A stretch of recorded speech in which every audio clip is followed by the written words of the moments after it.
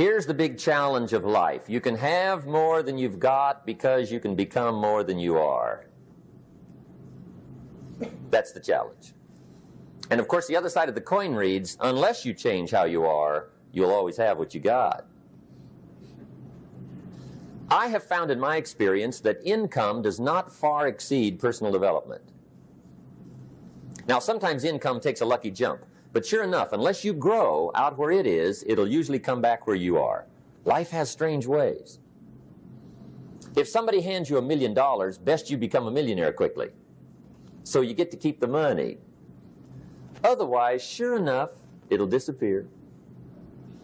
Somebody once said, if you took all the money in the world, divided it up equally among everybody, it would soon all be back in the same pockets. Incredible. Success is something you attract, not something you pursue. Success is looking for a good place to stay. So instead of going after it, you work on yourself. Personal development. See, the major question to ask on the job is not what are you getting. The major question to ask on the job is what are you becoming? See, the big question is not what am I getting paid here. The big question is what am I becoming here? Because true happiness is not contained in what you get. Happiness is contained in what you become. So that's our major subject for tonight, personal development.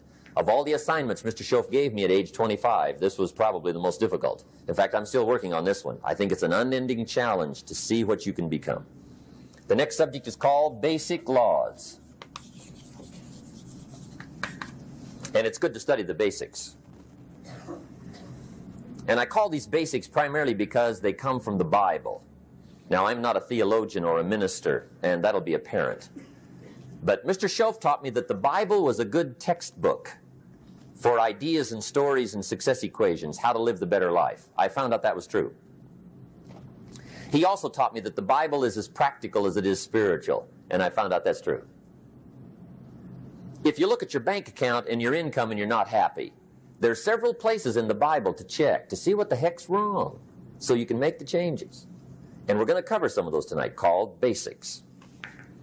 Okay, the next subject is my favorite, setting goals. Mr. Schoaf taught me how to set goals. What a favor that was. One morning at breakfast, shortly after I met him, he said, Jim, let me see your current list of goals, and let's go over them and talk about them. He said, maybe that's the best way I can help you get a better direction started. And I said, I don't have a list. He said, well, is it out in the car or home somewhere? I said, no, sir. I don't have a list anywhere. He said, well, young man, that's where we got to start. He said, I can tell you right now, if you don't have a list of your goals with you, he said, I can guess your bank balance within a few $100s. Which he did. And that got my attention. I said, you mean my bank balance would change if I had a list of goals? He said, drastically. That day, I became a willing student how to set goals.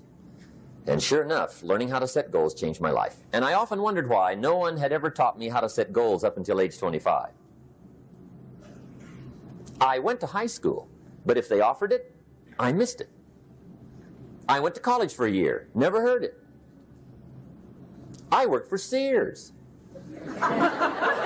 Really. And to my knowledge, Sears never taught it.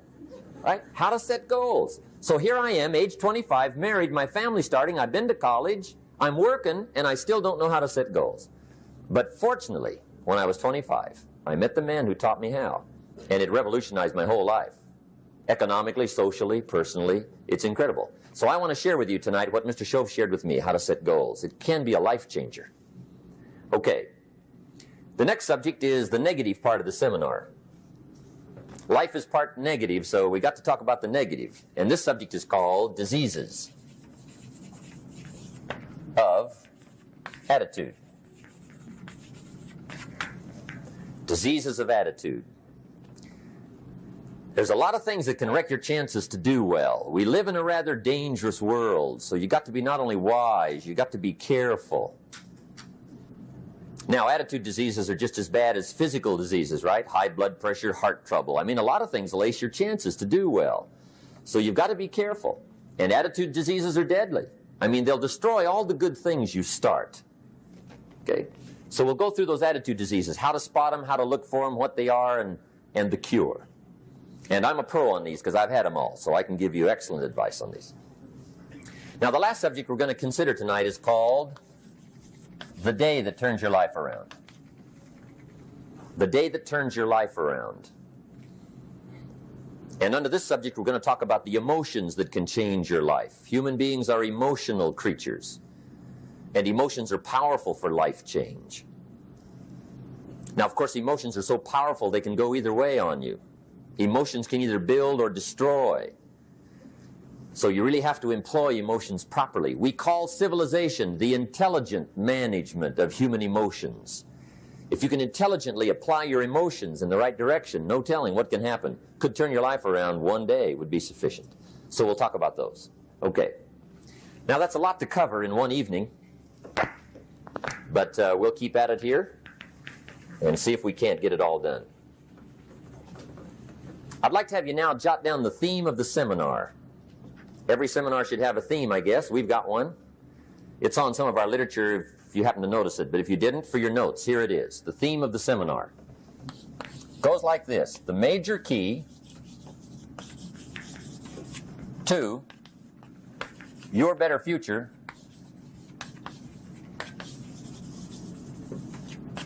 is you. That's the theme of our seminar tonight. The major key to your better future is you. And I'd like to have you underline two words just to give it some added punch. Underline the word major and the word you, so that it reads, the major key to your better future is you. Now, my first suggestion is transfer this to a card or something where you can put it up, where you can see it every day. Preferably put it up where you can see it at the beginning of the day, before you go off to put the day together. This is a good phrase just to glance at, to keep in mind as you're putting the day together. It's called the silent seminar.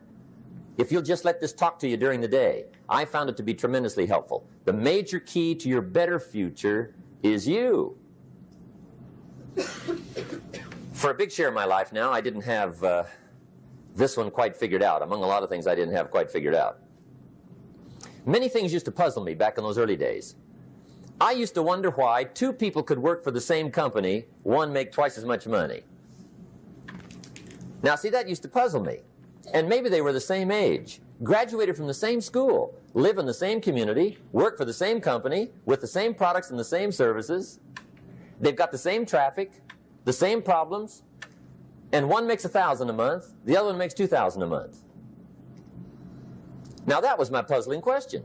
Why would this long list be the same and the money twice as much? I asked, what's the difference between $1,000 a month and $2,000 a month? And I don't mean $1,000 a month, right? I could figure that out. But what makes the difference? Why would one person do twice as well, 3 times as well? Speaking economically. Now, I know there's more than one way to do well. I understand that. But in this little narrow area called compensation, what's the difference? Well, back then, with my faulty thinking, I'm trying to reason it out. I thought, well, maybe time makes some of the difference, right? Some people do better because they have more time. I used to say, Harold ought to be able to do well. He's got a lot of time. If I had all of Harold's time, I could do well. Now, that's got to be dumb, right? Number one, you can't get somebody else's time. A guy says to me one time, he says, you know, if I had some extra time, I could make some extra money. I said, then forget it. There isn't any extra time. Hey, when the clock strikes 12 midnight, that about wraps it up, right? I mean, you can look around the gongs there for a little more, but it's over. You say to the guy, what are you doing? He says, I'm looking for extra time. See, they'll come and take you away, right? There isn't any more time. Now, if you can't get more time, which you can't, what could you get more of that would make a difference in economic results? And here's the key word. Make it a part of your notes. We're going to consider it tonight. The word is value. And I have a little phrase for your notes. Value makes the difference in results. Value makes the difference. You can't get more time, but you can create more value. Now, here's the first lesson of economics. Everybody should learn it from the time they're old enough to understand what a dollar means, how to earn one, how to get one, how to keep one, what to do with it. First lesson of economics. We primarily get paid for value. That's lesson one. Bringing value to the marketplace, that's how you get paid. You don't get paid for the time. I know it takes time to bring value to the marketplace, but you get paid for the value, not the time. Now, since that's true, here's one of the key questions of the evening. Is it possible to become twice as valuable at the marketplace and make twice as much money in the same time? Could you become 3 times as valuable? Make 3 times as much money in the same time? Is that possible? The answer is yes, if. And it's always if, right? Life is known as the big if. Harry Truman once said, life is iffy. How true. And here's the big if, we're going to consider it tonight. It's possible to do much better at the marketplace if you go to work primarily on yourself. And that's the theme of our seminar tonight. Learning to work primarily on yourself. People have asked me for the last 24 years, how do you develop an above-average income? And the answer is, become an above-average person. Develop an above-average handshake. Some people want to be successful, they don't even work on their handshake. As easy as that would be to start on. They let it slide, they don't understand. Develop an above-average smile. Develop an above-average excitement. Develop an above-average interest in other people. Develop an above-average intensity to win. See, that'll change everything. Probably one of the most frustrating experiences in life is looking for an above-average job with above-average pay without becoming an above-average person. It's called frustration.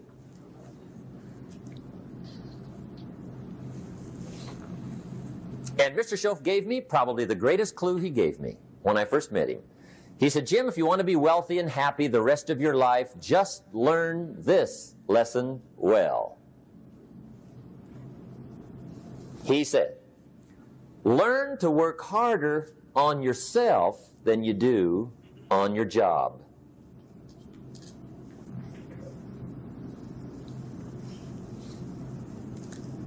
Then Mr. Schoaf gave me probably one of the most important clues among so many things he taught me, but this was in those early days. Mr. Schoaf was very kind, but he was also very abrupt. And he had these interesting questions to ask. I'm giving him a little rundown one day on how things hadn't worked out for me.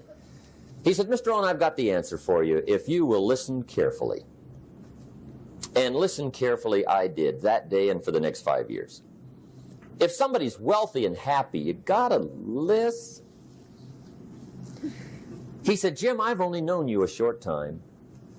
But he said, it's already my honest opinion that for things to change for you, you've got to change. That wasn't quite the answer I was looking for. But that's the answer he gave me, and I pass it along to you on this warm summer evening in Anaheim, California, 1981. For things to change for you, you've got to change. Otherwise, it isn't going to change. Before I met Mr. Schoaf, I used to say, I sure hope things will change. Right? That seemed to be my only hope. If it isn't going to change, I'm in serious trouble. And then I discovered it isn't going to change, so I'm in serious trouble.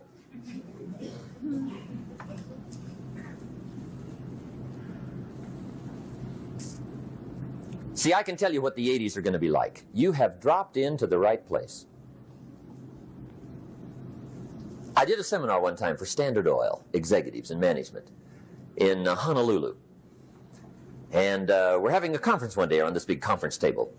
And one of them said to me, Mr. Rohn, you know some fairly important people halfway around the world. What do you think the 80s are going to be like? I said, gentlemen, I do know the right people. I can tell you. So they all listened very carefully. And I said, gentlemen, based on my wide experience, I can really honestly say to you, in my opinion, in the 80s, it's going to be about like it's always been. Aren't you glad you came? That's inside. I don't pass that around just everywhere. Now, of course, I said that to make a point, but I also said it because it's accurate. It's going to be about like it's always been. It isn't going to change. The tide comes in, and then what? It goes out. For 6,500 years that we know of, recorded history, and probably long before that. So it is not going to change. It gets light, and then what? It turns dark. 6,500 years. See, it's not likely to change. And we're not to be startled by that. And if the sun goes down, the guy says, what's happened, what's happened? It means he hasn't been here long, I guess, right? It always goes down about this time. The guy says, well, I don't like that arrangement. Well, you got to talk to somebody besides me, right? It gets light, then it turns dark. In rotation, the next season after fall is what? Winter. Pray tell, how often does winter follow fall? Every year regularly for the last 6,500 that we know of. See, it is not going to change.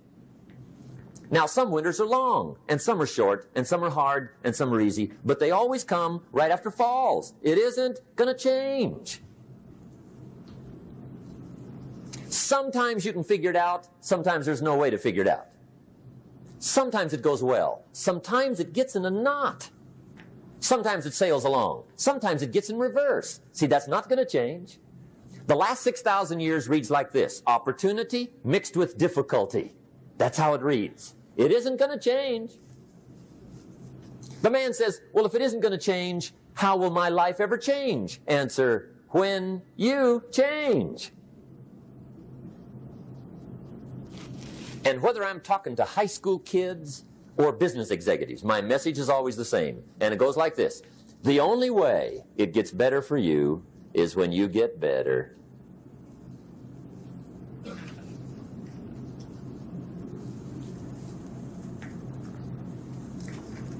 Let me give you the 4 major lessons in life to learn. Here's 4 majors. It's good to study the majors. In our weekend seminar we teach, some people don't do well because they major in minor things. You've got to be on the lookout. At the end of every week, end of every month, you've got to check, make sure you're not spending major time on minor things. We go through that whole series. Majors and minors. Now, let me give you 2 phrases before we get to the 4 majors. This will set it up and you'll see where I'm going. 2 key phrases for your notes. Here's the first one. Life and business is like the changing seasons. That's the first phrase. Life and business is like the changing seasons. One of the best ways to describe life, it's like the seasons. Frank Sinatra sings, life is like the seasons. Now here's the second phrase. Very important. You cannot change the seasons, but you can change yourself. You can't change the seasons, but you can change yourself. And see, that's how life gets better for you. Not by chance, but by change. Now, here's the 4 major lessons in life to learn. I've got my first book finished. Came out a couple of weeks ago. This is in it. The 4 major lessons in life to learn. Here they are. Number 1, learn how to handle the winters. That's lesson 1. They come right after falls with regularity. Some are long, and some are short, and some are hard, and some are easy, but they keep coming. You must learn to handle the nights. They come right after days. You must learn to handle difficulty. It comes right after opportunity. You must learn to handle recessions. They always follow progressions for the last 6,000. See, it isn't going to change. The lesson you must learn is how to handle it. And there's all kinds of winters, right? The winter when you can't figure it out. The winter when it all goes smash. The winter when it turns belly up. The winter when it won't work, when you've run out of money and you've got a broken heart. See, those are winter times. There's all kinds. Economic winters, social winters, personal winters. When your heart is smashed in 1,000 pieces and the nights are unusually long, your prayers seem to go no higher than your head. It's wintertime. Barbara Streisand sings, "It used to be so natural to talk about forever, but used to be's don't count anymore. They just lay on the floor till we sweep them away. You don't sing me love songs, and you don't say you need me, and you don't bring me flowers anymore." A song of winter. But see, the disappointments come. Those are normal. That's part of life. But the question is, how do you handle it? How do you handle the coming winters and the disappointments and the down times? Well, you can't get rid of January by tearing it off the calendar. But here's what you can do. You can get stronger, you can get wiser, and you can get better. The winters won't change, but you can. And that's how life changes for you. See, before I understood when it was winter, I used to wish it was summer. I didn't understand. When it was hard, I used to wish it was easy. I didn't know. And then Mr. Schoaf gave me a part of his very unique philosophy when he said, "Don't wish it was easier, wish you were better." See, that triggered my whole life change. Don't wish for less problems. Wish for more skills. Don't wish for less challenge. Wish for more wisdom. That's the key. So that's lesson 1. Learn how to handle the winters. Here's lesson 2. Learn how to take advantage of the spring. That's the second one. Spring is called opportunity. And spring follows winter. What a great place for it. If you were going to put it somewhere, that'd be the place to put it, right after winter. And pray tell, how often does spring follow winter? Every year with regularity, 6,000. You can almost count on it. See, opportunity always comes. Days follow nights. Isn't that terrific? Opportunity follows difficulty. But here's what you must learn to do. Underline these 2 words in that key phrase. Take advantage. Underline those 2. You must learn to take advantage of the spring. See, just because spring rolls around is no sign you're going to look good come fall. You got to do something with it. In fact, you have to get good at one of 2 things in life. Planting in the spring or begging in the fall. Or get somebody to do it for you. See, those are about the only alternatives. Now, here's what else you must do. Take advantage of the springs quickly, because there's only a few. Just a handful of springs have been handed to each of us. They don't come forever. Life is fairly brief. So you got to read every book you can get your hands on what to do with your springs while they're here. And take advantage, they soon run out. The Beatles wrote, "Life is so short." And for John Lennon, it was extra short. But life is brief. Elton John sings, "She lived her life like a candle in the wind." It's brief. So whatever you're going to do with your life, you got to get at it. Don't just let the springs pass. Here's the third major lesson in life to learn. Learn how to protect your crops all summer. You got to take care of what you start. Sure enough, as soon as you've planted your garden in the spring, the busy bugs and the noxious weeds are out to take it. And here's the next bit of truth. They will take it unless you prevent it. And that's the third major skill to learn. You've got to learn to prevent the intruder from taking all the good you start. It's one of the challenges. Here's two key phrases under number 3. First one, all good will be attacked on this planet. Maybe not the next one we get to, but on this one, all good will be attacked. Every garden will be invaded. Not to think so is naive.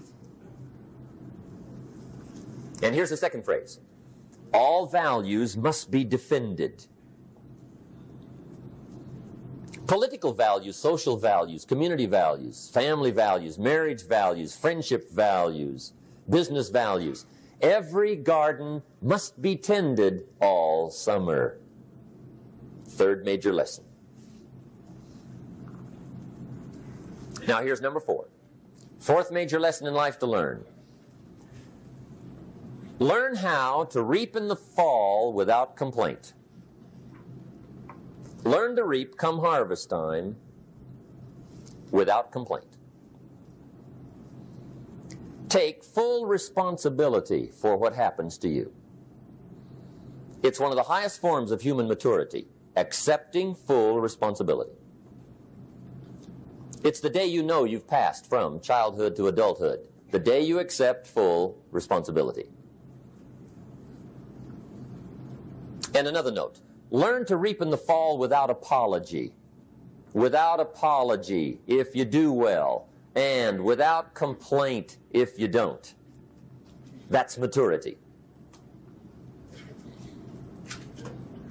I used to have that long list of reasons why I wasn't doing well. To explain. You got to explain, right? Otherwise you're going to look bad. I used to have this funny list called Reasons for Not Looking Good.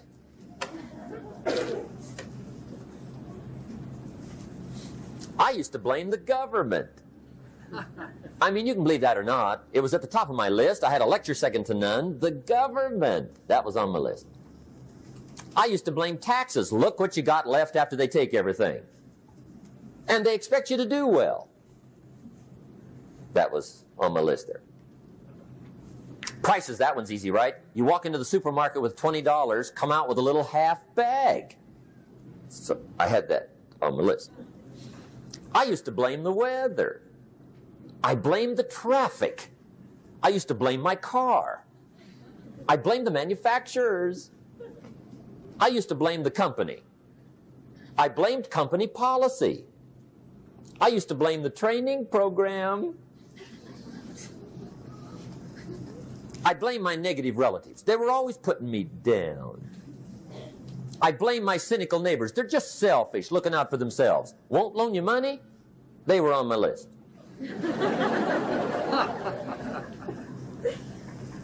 I used to blame the economy. I blamed the community. That's a pretty good list for not doing well, isn't it? I thought it was good. I'll never forget one day, Mr. Schoaf was very kind, but he was also very blunt. And this was no exception. And I'm glad he was blunt. There's a lot of things I'd have missed if he hadn't have been blunt. One day, with sort of a curious look on his face, he said, Jim, just out of curiosity, tell me, how come you haven't done well up until now? Excellent question. I thought, well, so I won't look too bad, I'll go through my list. And this list I just gave you, I put that on him. And he was very patient. He let me go through the whole thing, the government, the weather. I went through this whole thing. When I finished, he looked my list over very carefully. He said, Mr. Rohn, big problem with your list. You ain't on it. How brilliant.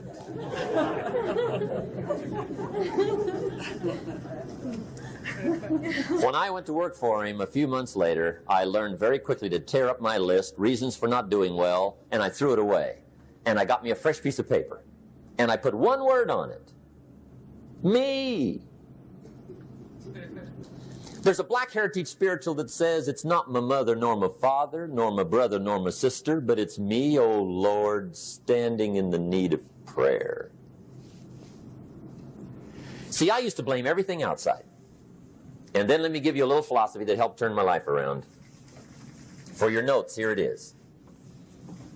It's not what happens that determines the quality or the quantity of your life. It's not what happens.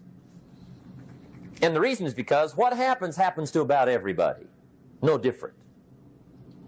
The sun went down on all of us last night.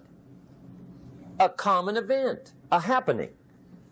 And I found out that the same things can happen to two different people. One gets rich and one stays poor. Why is that? It's because it's not what happens, but rather it's what you do that changes everything. So that's a key phrase. It's not what happens, it's what you do. What happens is about the same. You might put that in parentheses here. Same. What people do, that's what's different. Anything can happen, right? Everything can happen. I've heard all the stories. I've been one of the stories. Hey, we could all tell stories all night long, right? Happenings. Anything can happen. Have you heard of Murphy's Laws? Anybody here heard of Murphy's Laws? Okay, most of you have. Murph had these laws. One of them was, if anything can go wrong, it will. That's one of Murphy's Laws. He was not one of the great positive speakers of the day. But anyway, it's still true though, right? Anything can go wrong, everything can go wrong. For sure. I've fallen out of the sky so many times. Once to the tune of a couple of million. Devastating. Took me a while to survive that one. Now, it wasn't all that much, but it was all I had. Right? I mean, that's when it's much, right? When it's all you got. If you got 3, 2 go, you got 1 left, you ain't looking that bad. But when it all goes. Has anybody been there when it all went? Anybody? Come on, the rest of you liars. Go ahead. Hey, we've all been there, right? When it all went. Of course, it used to be a long time ago, right? When you ran out of money, got to 0, you were all through. Heck, now you can whistle right on by 0, right? I mean, they will bury you. That's what they will do.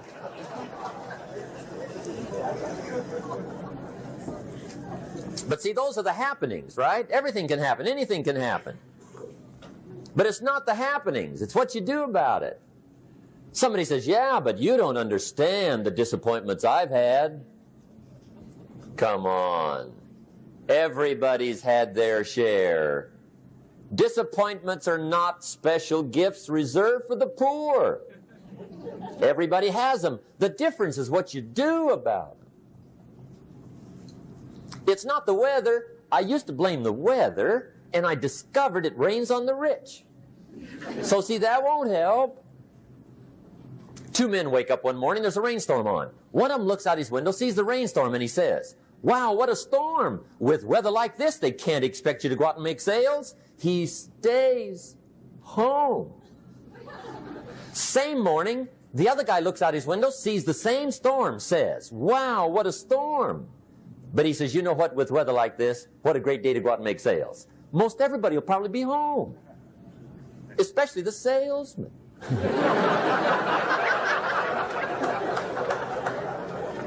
See, that's the difference in how your life works out. It's not what happens, it's what you do. So here's one of the key questions of the evening. Starting tomorrow, what are you going to do that'll make a change in your life's direction? Good question. What are you going to do starting tomorrow that'll make a difference? Now see, if you don't do something starting tomorrow that'll make a difference, guess what? It's going to be the same. And see, that way you can guess what the next 5 years are going to be like. Look at the last 5. Because the next 5 are going to be like the last 5 unless you, major key, tomorrow, change it all. Or change a little, or change something, or don't change. It's choice time. You can do whatever you want. But it's nice to know any day you wish you can change your whole life. What can you do starting tomorrow that'll make a difference? Good question. What can you do with economic chaos, massive disappointment? What can you do with a broken heart? What can you do when it won't work? Good question. So if I had a word with you tonight, one-on-one, just you and me. I think my personal advice to you would be, this year, 1981, reach down inside of you and come up with some more of those remarkable human gifts. They're there, waiting to be utilized. And then change anything for you you want to change. And I challenge you to do that because you can change. If you don't like how it is for you, change it. If it doesn't suit you, change it. If it doesn't please you, change it. If it isn't enough, change it. And I challenge you to do that because you can change. See, you don't ever have to be the same again after tonight, only by choice. If you don't like your present address, change it. You're not a tree.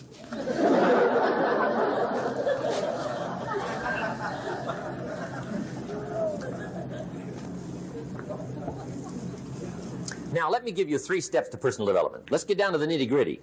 What does it take to really make the changes starting tomorrow? It takes more than philosophical pronouncement. I know that. It also takes more than enthusiasm. I know we're hearing a lot about enthusiasm these days, but see, that just won't do the job. We're still here on the old cliches of the 30s, right? To be enthusiastic, you must act enthusiastic. But see, that's not going to help. After you have leaped about, there are some things you got to do, or it isn't going to change. See, you can get all excited about lifting 200 pounds till you get to the gym. And then you need a new excitement. And the new excitement is called discipline. Major step to human progress. Discipline. If there's one thing to get excited over, that's it. Get excited over your ability to make yourself do the necessary things. What could you make yourself do starting tomorrow that would change it all? No telling. Now, see, that's exciting. On any given day, you can massively change the direction of your life. Murder is a clear example that any one person on any given day can forever alter the course of their life. It just happens to be a negative act. But just as sure as you can commit a negative act, you can also commit a positive act and forever alter your life whenever you wish. Now that's exciting. And whatever that act might be that changes your life. The guy finally takes a shotgun to his car and blows out every window, destroys every tire, puts 100 rounds in this shabby old thing. And he says, I have driven this embarrassing thing for the last time. And not only will I never drive it again, nobody else will ever drive it again. And he lets that shuddering thing stand there for a while as a monument to the day he said, today my life changes. Now, who can do that? Anybody. When can you do it? Whatever day you pick.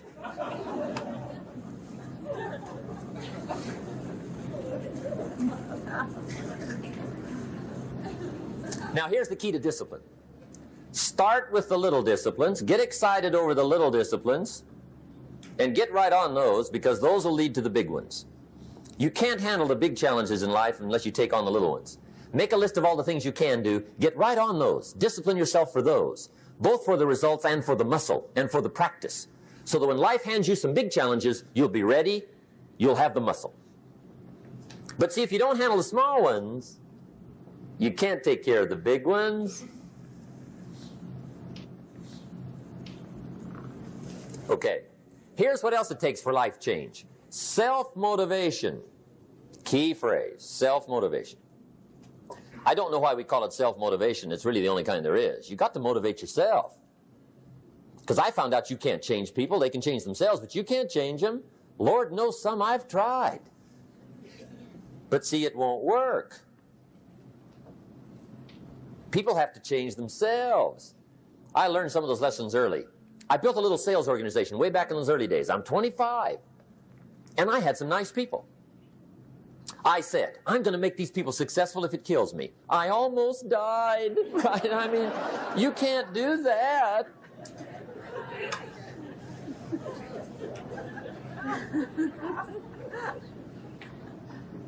See, I've discovered this. Good people are not trained, they're found. You find good people. You don't make them good, you find them good. Training really is for the purpose of finding good people. You don't need much instruction for a good person. But too much training probably means you got the wrong people.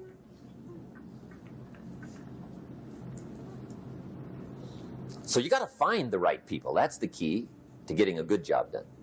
One of the major things we learn in management, lesson 1, don't send your ducks to Eagle School.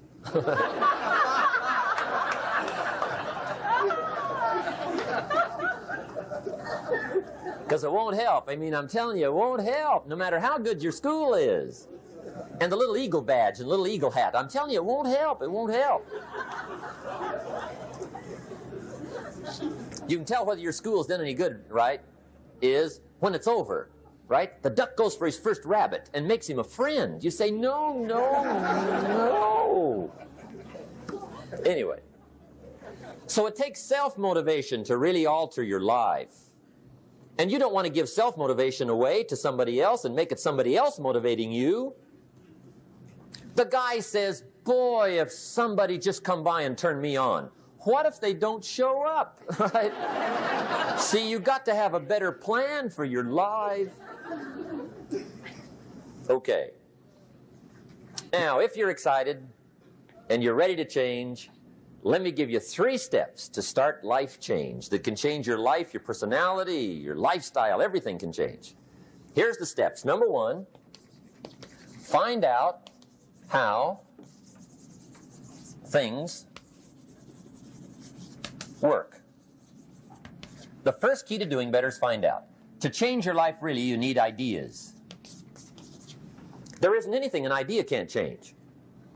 And Schoaf taught me the major problem is lack of an idea, not a problem. At first, I didn't have any money. I said to Mr. Schoaf, I don't have any money. He said, that's not a problem. Now, see, up until then, I always thought it was. Right? I was confused. He said, no, no, the problem is lack of an idea on how to create money and wealth. It isn't lack of money, it's lack of ideas. So if you get the ideas, see, you can change anything. Now, to get ideas, you need a constant study of finding out.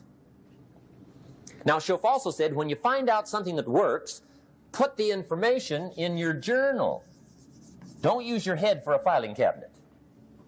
Put it in your journal so that you can do the next best thing. Repetition, repetition, repetition. Go over it.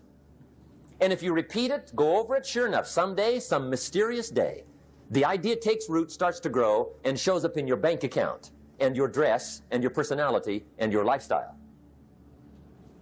But capture the ideas in your journal. Find out how things work. Schoaf gave me this word for my life change. He said, study. Great word. If you wish to be successful, study success. If you wish to be happy, study happiness. If you wish to be wealthy, study wealth. Don't leave it to chance. Make it a study. Some people just go through the day with their fingers crossed. See, that won't do it. You've got to study the things that can change your economic, social, spiritual, personal life. Now, here's a qualifying phrase. And we'll have several of these qualifying phrases throughout the seminar. Here's the first one. You may not be able to do all you find out. I understand that. You may not be able to do all you find out, but you should find out all you can do. See, you don't want to wind up at the end of your life and discover that you've lived only 1/10 of it. And the other 9/10 went down the drain. Not for lack of opportunity, for lack of information. So that's number 1, find out how things work. Now here's the best human virtue for finding out. Curiosity. Make a note of that. Curiosity. Be curious. You might add a word to it that'll help. Childish curiosity.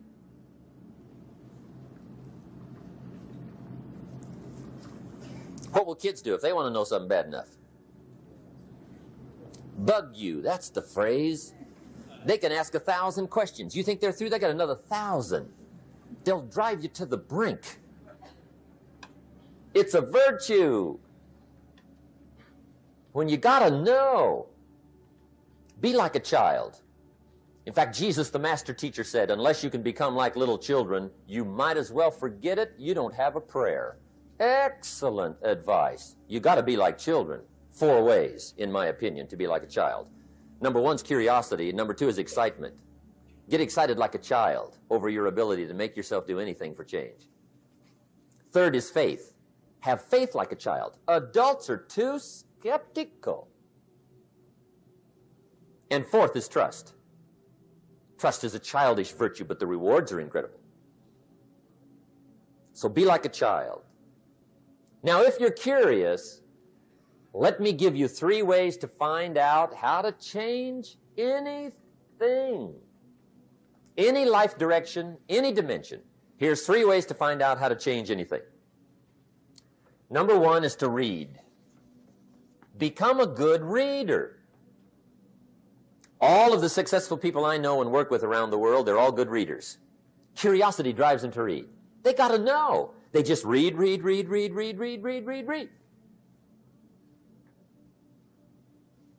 Become a good reader. Now, that's my opinion. Listen to the other lecturers and listen to me and make up your own mind. Don't be a follower. Be a student. Okay? I say, really, for life change, you got to read. One way to learn is from your own experiences, but another way to learn is from other people's experiences. See, one book might save you 5 years if you read it. Did you know there's books on how to be stronger, more decisive, be a speaker, be a leader, have a better effect on other people, develop your personality? Did you know there's books on that? And people don't read them? How would you explain that? And they can read. Did you know that hundreds of successful people have written their stories in books and they wrote down how they did it and people don't read it? How would you explain that? The guy's busy, I guess. You know, you get tied up. The guy says, well, yeah, you work where I work, but the time you struggle home, it's late. You got to eat a bite of supper, watch a little TV, get to bed. You can't sit up half the night reading. And the guy's behind on his car payment. Good worker, hard worker, sincere. But you got to be better than sincere and work hard. Otherwise, at the end of your life, you'll wind up cold, stony broke. You got to be better than a good worker. You got to be a good reader. The whole world is governed by laws. The universe, in fact. Laws. We call it the law of electricity. We call it the law of gravity. There's mathematical laws. There's physical laws, speed and velocity laws, agricultural laws. There's all kinds of laws. Now that we find ourselves on the spinning planet, you just have to learn what I call the setup. Learn the setup. Life's setup. Now, we didn't set it up, but we're here, so you got to learn it. And we should learn the setup for 2 basic reasons. Number 1, to keep from getting hurt. It's one of the major reasons for learning, so you won't get hurt. See, economically, socially, personally, you can get hurt just not knowing. Ignorance is not bliss.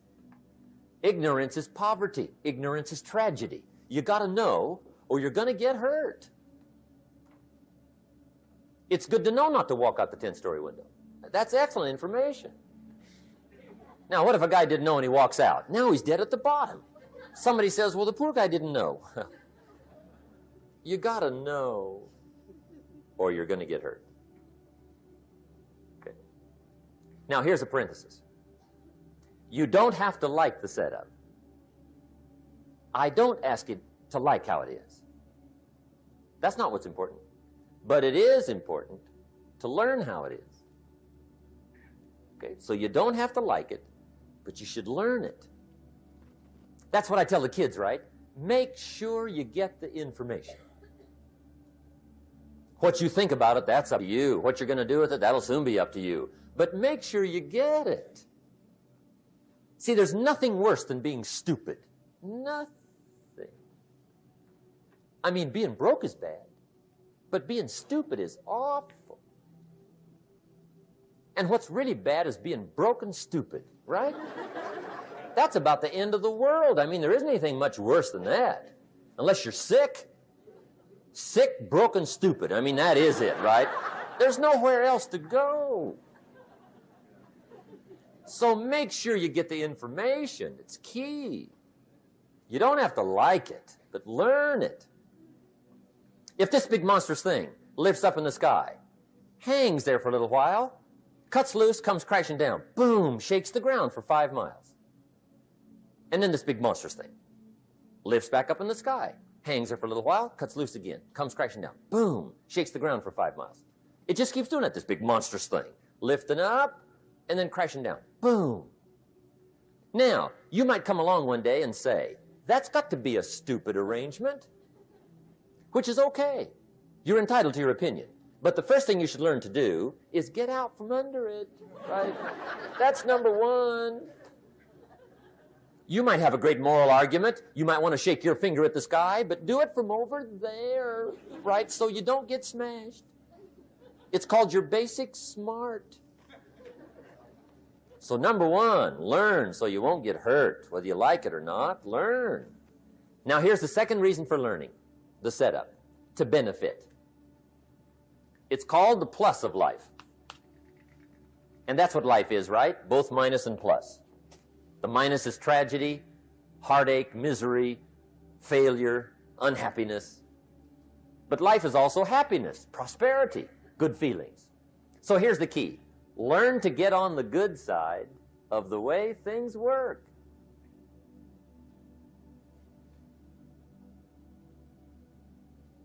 Now, here's 2 of the basic laws, and we'll take our break. Shof taught me these. They come from the Bible. Now, again, I'm an amateur, okay? When it comes to the Bible, I'm not a pro. So you'll sort of have to take my way of putting it. But here they are. The first one is the law of use. The law of use. And it goes something like this. Whatever you don't use, you lose. Lack of use causes loss.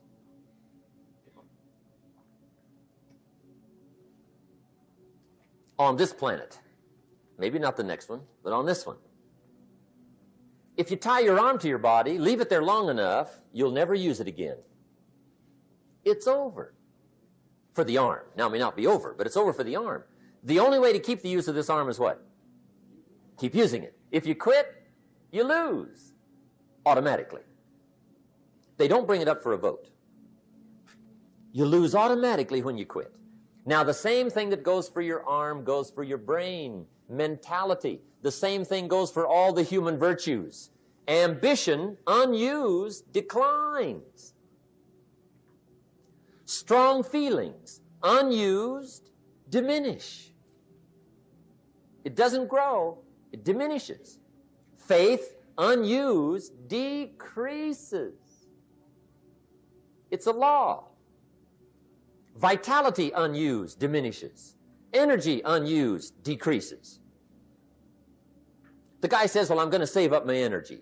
You can't do that. That's like trying to save today, put it on the end of the year. See, you can't do that. They'll come take you away. If you don't use today, what? It's lost. The guy says, well, I'll work twice as hard tomorrow to make up for it. See, that's foolish. You could have done that anyway. Today unused is lost. A talent unused is lost. An ability unused is lost. So here's one of the key expressions of the evening. Take a new inventory of yourself. Starting tomorrow, new project. Take a new inventory. And make sure that all of your talent and ability and mentality and ingenuity and vitality and strong feelings, faith, courage, make sure that all you've got's being used. Otherwise, you lose. Now, one of the best illustrations of the law of use is a Bible story called the Parable of the Talents. The talent story. Interesting story if you haven't read it in a while. Just review it. It's a good story. An ancient story. It says there was a master with 3 servants. He got them together one day and he said to the 3, I've got these talents. And in those ancient days, a talent was a measure of gold. And he said to the 3 servants, take these talents and see what you can do with them while I'm gone. He said, I'm taking a journey and I'll be gone for a while. When I come back, we'll get together, go over the book, see how you did. He said, here's 5 of these talents for you. 5. Here's 2 of them for you. 2. And here's 1 for you. 1. The master said, take those talents, see what you can do with them. When I come back, we'll get together, we'll go over it all. The servant said, okay, master takes off. According to the ancient story, the master comes back from his trip. When he gets back, he gets the 3 servants together, and as he said he would, he asks, how did it go with those talents? You were 5. What happened? That servant said, well, I took the 5 talents you gave me, and I put them to work. A little shaky at first, but he said things finally got rolling. And he said, I poured it on. And he said, my talents grew to 7, 8, 9, 10. He said, I doubled my talents from 5 to 10. Books will show. Master said, one heck of a job. Or something like that. He said, I gave you 2 talents. What happened? That servant said about the same thing happened to me. I put those 2 talents to work, poured it on. They grew to 3 and then to 4. He said, I doubled my talents from 2 to 4. Books will show. Master said, well done. He said, I gave you 1 talent. What happened? That servant said, well, I took the talents you gave me, and I carefully wrapped it, and I dug a hole and buried it. And camouflaged it, I suppose, right, so nobody would steal it. And he said, fortunately, nobody got it. And he said, I knew you were going to be here today, so I dug it up. Here it is, safely wrapped. I did not lose it while you were gone. According to the ancient story, the master said, take that talent away from him and give it to the man that's got 10. Now, you might say, well, I don't like that arrangement. The poor guy's only got 1 talent. He's already got 10. It ought to be more even. Remember, I didn't ask you to like it. But this one I would ask you to learn, because it simply means whatever you do not employ, you forfeit.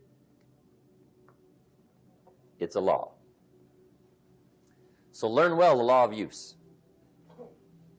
Now here's the second one, and we're going to take our break. Second law from the Bible. This one we've heard since we were small, I'm sure. It's called the law of sowing and reaping. In fact, we've probably heard it so often we could quote it. It says, whatever you sow, what? You shall reap. Fairly blunt, hopefully clear. Here's my first suggestion on the law of sowing and reaping. Don't try to beat it. You might as well try sitting on the sun in the morning. Keep it from coming up. You'll have better luck. Whatever you sow, you reap. Now, for a fair share of my life, I'm a bit mixed up on how all this applies. Among a lot of things I was mixed up on. I knew I wasn't reaping too good. That I understood. My problem was I was confused about what was causing it. Remember me with the funny list? I thought those are the reasons why it isn't working out well. And then Mr. Schoaf gave me the clue that helped me figure it all out. He said, Mr. Rohn, I have another answer for you. There's another way to quote this law that'll show you where the problem is so you can go to work on it right away. All you need to know is where the problem is. Then you can go to work on it. So he quoted me the law another way, and I found out what my problem was. Here's the way you quote the law. Whatever you reap is what you've sown. Now I knew what my problem was. Whatever you reap is what you've sown. If you don't like the crop, who do you look up? Answer, whoever planted it. And where do you find who planted your crop? Answer, in the mirror. What I finally learned to do come fall was to go to the mirror. That's where you go. And if necessary, you say, a few skinny carrots? I got to be unimpressed. Where were you last spring? Asleep. Didn't you read the books? Did you break your hoe? Let me give you 7 key points to the law of sowing and reaping. Let's tick right down through the list of 7, and it'll be break time. 7 points to sowing and reaping. Here's part of the philosophy that really helped me to make some changes in life direction. Number 1, the law of sowing and reaping is negative. That's number 1, which simply means if you sow bad, you reap bad. Now, this is kind of 3rd grade, but it doesn't hurt to go over the basics. If you plant thistle seeds, you don't get pumpkins. Honest, no use looking for pumpkins. John says, how come no pumpkins? Come on, John. The law's negative. That's how come. Now, here's number 2. The law's positive, which simply means if you sow good, you reap good. If you plant pumpkin seeds, you don't get thistles. Not from pumpkin seeds. Mother Nature won't pull tricks on you over in the corner, snicker and push new thistles and you planting pumpkin seeds. She won't do that. You will get pumpkins from pumpkin seeds, and the reason is because the law is positive. Now, here's number 3. I got excited when I found out the full dimension of this. See, you do not reap what you sow, but rather, you always reap much more than what you sow. So the 3rd key word is more. You don't get back what you put out. You get back much more than what you put out. And it works both positive and negative. On the negative side, it said, if you sow to the wind, you reap the whirlwind. So you've got to get ready for that, or you will be naive. See, anybody can, whether you will or not. See, that's the question. And here's a good question to ask. We are all buying somebody's plan. The question is, whose? Who's got you talked into doing what you're doing? Who's got you talked into your present plan? See, 10 years from now, you will surely arrive. The question is, where? But see, anybody, if you want to, can go searching for a good plan, pick it, and start working it. And sure enough, as the time passes, as it surely will 5 years from now, 10 years from now, then you'll be winding up wearing what you want to wear, driving what you want to drive, living where you want to live, become what you want to become. But now's the time to fix the next 10 years. And who can? Anybody. Here's number 6. The 6th key to sowing and reaping. This is leveling with you now, as we promised to do. There's one thing better than the truth, and that's the whole truth. And here's part of the whole truth of the law of sowing and reaping. Number 6 is, you could lose. There are times when you just lose, no matter what you do. It's that kind of planet. You reap what you sow, yes, but... What does that mean? Yes, but, well, the farmer plants his crop in the spring, takes care of it all summer, loves his family, works 10, 12 hours a day, 6, 7 days a week, is an honorable man. Come fall, he's got a beautiful crop, and he deserves every bit of it. But the day before he sends the combines into the field, a hailstorm comes along and beats it all in the ground, which means you lose. Somebody says, well, what did he do wrong? Answer, nothing. It's just that kind of planet. Sometimes it's going to hail on your crop and rain on your parade, so you got to get ready for that or you will be naive. That's just part of the life arrangement. And don't press me why. I was not in on some of the original decisions here, so I don't know how it got set up. But there's just times, sometimes you lose. That's part of life. But now here's number 7. The 7th key to sowing and reaping. And it goes like this. It's just another way to quote the same law. And it goes like this. If you don't sow, that's just another way to quote the law.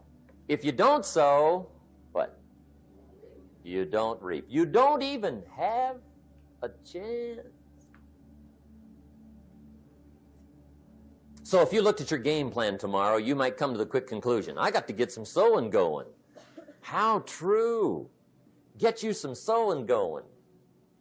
And remember, you've got plenty of time. You've got all the time there is. Some people spend enough TV time to make a fortune. The latest article on television watching in this country, according to the latest article, the average television is on in this country in every household 7 hours a day, called the Big 7. I asked a guy one time what his TV cost. He said about $450. I said, you forgot to look at the price tag. He said, what do you mean? I knew he was a TV watcher. I said, that television costs you, in my opinion, at least $12,000 a year. To watch it, not to own it. Owning it's cheap. Watching it is what's expensive. And I said, hey, $12,000 a year is too much to pay to watch TV. That's too much. Pay a little, but not $12,000. And he's the guy that said, I hope pay TV never comes.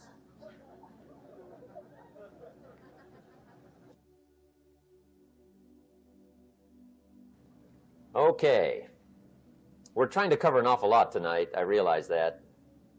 But my time schedule is such that we just have to sort of give it all to you and let you sort the rest out. I wish we had plenty of time for questions and answers and that whole thing, but our time is just limited. But we are trying to go through an awful lot. I realize that. But looks like everybody's getting it. This is about the note-takingest crowd I've seen in a long time. Incredible. Does anybody have 5 pages yet? Anybody? Oh, fantastic. Incredible. Okay. Maybe you heard the story about the preacher down in Texas, southern part of the country. He was an evangelist back in the horse and buggy days. And he was very good at being an evangelist, and a lot of people used to come and hear him preach. And one day he put up his tent in one of these Texas towns and expected a big crowd as usual, come and hear him preach. And he got there, first night of the tent revival, walked in. 7:30, time to start. And to his surprise, the tent was empty. He thought, well, something must be drastically wrong. So he waited till 7:45, nobody showed up. 8 o'clock, zip. Finally, 8:15, one lone cowboy wandered up on his horse, tied his horse up outside, came in, sat down on the front bench, right, waiting for something to happen. The preacher thought, well, at least I better go down and talk to the cowboy. So he walks down, talks to the cowboy, and he says, Cowboy, I'm the preacher. And he said, I don't know what to tell you. Something's gone wrong. He said, this tent was supposed to be full of people. He said, I'm embarrassed. He said, you're the only one that showed up. And he said, I really don't know what to do. And the cowboy said, well, I'm not a preacher, so I really can't tell you what to do. You know, he said, I'm just a cowboy. But he said, I know this, if I went out to feed my cattle and only one showed up, I'd at least feed it. The preacher thought, hey, the cowboy is right. If you've got a good idea to share, you should share it, if there's 1 or 1,000. So he got kind of inspired by this conversation, and he jumped up on the platform and started to preach, as if the tent was full of people, just exploded. And he went for an hour and 15 minutes, just kept rolling. Finally, he quit. And when he finished, he came down off the platform, talked to the cowboy again. Says, well, cowboy, what did you think of my sermon? And the cowboy said, well, I'm not a preacher, so I really can't tell. You know, he said, I'm just a cowboy.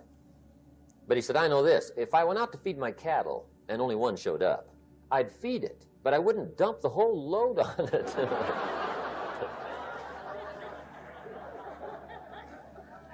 So anyway, if it seems like we're dumping the whole load tonight, I guess we are. But gosh, everybody's doing well. I'm having a good time. I appreciate the response here tonight. Okay, the next subject is setting goals.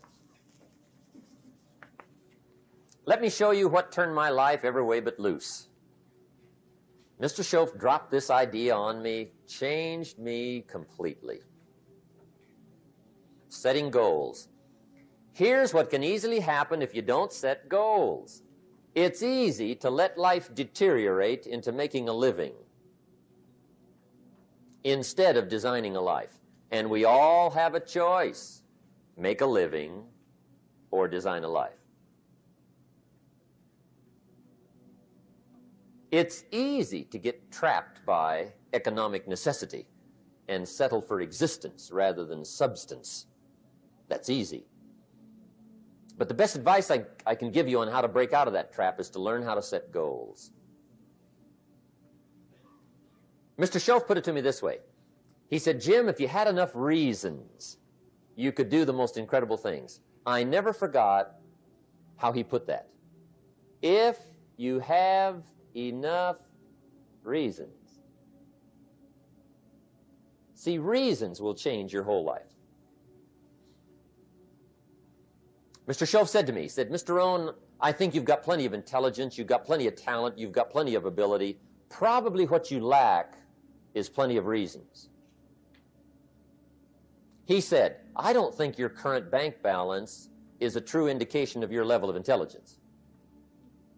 I was happy to hear that. He said, I think you're much smarter than your present bank balance indicates. And that turned out to be true. I was much smarter. But of course my first question was, well then why isn't it bigger? And he said, you don't have enough reasons. You've got enough intelligence, but not enough reasons. So see, reasons can change your life. Here's what else I found out. Reasons come first, answers come second. You don't get the answers to do well till you get the reasons. Life has a mysterious way of hanging on to all the answers and only gives them up to the people that are inspired by reasons. So reasons make the difference in how your life works out. Now, what are some of the reasons for doing well? Let's go through a quick list called Reasons for Doing Well. First is personal reasons. Some people do well for recognition. Some people do well for respect. Some people do well for the way it makes them feel. They love the feeling of being a winner. Those are good reasons. I have some millionaire friends that keep working 10, 12 hours a day, making more millions. And it's not because they need the money. It's because they need the joy and the satisfaction and the pleasure that comes from being a constant winner. And see, it's not just the money anyway. It's the journey, not the money. Once in a while somebody says to me, boy, if I had $1 million, I'd never work another day in my life. That's probably why the good Lord sees to it they don't get their million, right? They'd quit. They'd quit. Okay. Next is family reasons. Some people do extremely well for other people, and that's powerful. Human beings can greatly affect each other. Sometimes we will do things for somebody else we will not do for ourselves. We're made that way. I met a man one time who said, Mr. Rohn, to do all the things I want to do with my family around the world, he said, I got to have at least $250,000 a year. I thought, incredible. Could a guy's family affect him that much? And the answer is, of course. How fortunate are the people that find themselves greatly affected by somebody for personal achievement. And we are affected. The writer of a recent song said, "If not for you, the winter would hold no spring, couldn't hear a robin sing. I just wouldn't have a clue if not for you." So we can be affected. That might be one of the most stimulating reasons to do well, finding somebody. When Andrew Carnegie died, the wee little Scotsman that built the big steel industry, when he died, they opened up his desk, and in one of the desk drawers, they found a slip of paper. On that piece of paper, Mr. Carnegie had written his goal for his life, and he wrote it when he was in his 20s. And on that piece of paper, it said, "I'm going to spend the first half of my life accumulating money. I'm going to spend the last half of my life giving it all away." What a goal. He got so inspired by that goal that the first half of his life, he accumulated $450 million. And the last half of his life, he gave it all away. Good question tonight. What's got you turned on? What's got you bombed out of sight to get up early and stay up late and hit it all day? Next question. What's got you turned off? When I found the answers to those two questions, my life exploded into change. I finally found out what had me turned off, and I got that cured. And then I got me a long enough list of reasons to turn me on. And once the lights went on for me, age 25, they've never gone out. I've fallen out of the sky a few times, but I've never lost that drive to make something unique out of my life. See, reasons altered my whole life. Now, there's another list of reasons called nitty-gritty. Hard little reasons. Sometimes those little reasons are the most powerful reasons that can change your life. Sometimes it doesn't take much. I now carry several $100s in my money clip. It's only a few $100s, but it was one of those reasons turned my life around. Just before I met Mr. Schoaf, I heard a knock at the door. I go to the door, and there's a little girl standing there about this tall selling Girl Scout cookies. And she gave me one of the finest sales presentations I've ever heard. Special deal, several flavors, this whole package of stuff, $2. And with a big smile, she very politely asked me to buy. And I wanted to. Big problem. I'm broke. I don't have $2. And to this day, I can remember the pain and the embarrassment. I'm a father. I'm a husband. I've been to college. I'm working. I'm 25. I don't have $2. And I didn't want to tell her that for some reason. So I did what I thought was next best. I lied to her. I said, "Hey, look, I've already bought lots of Girl Scout cookies.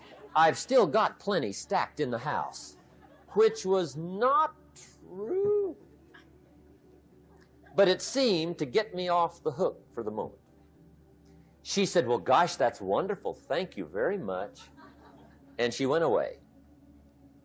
When she left, I closed the door, and that was the day I said to myself, I don't want to live like this anymore.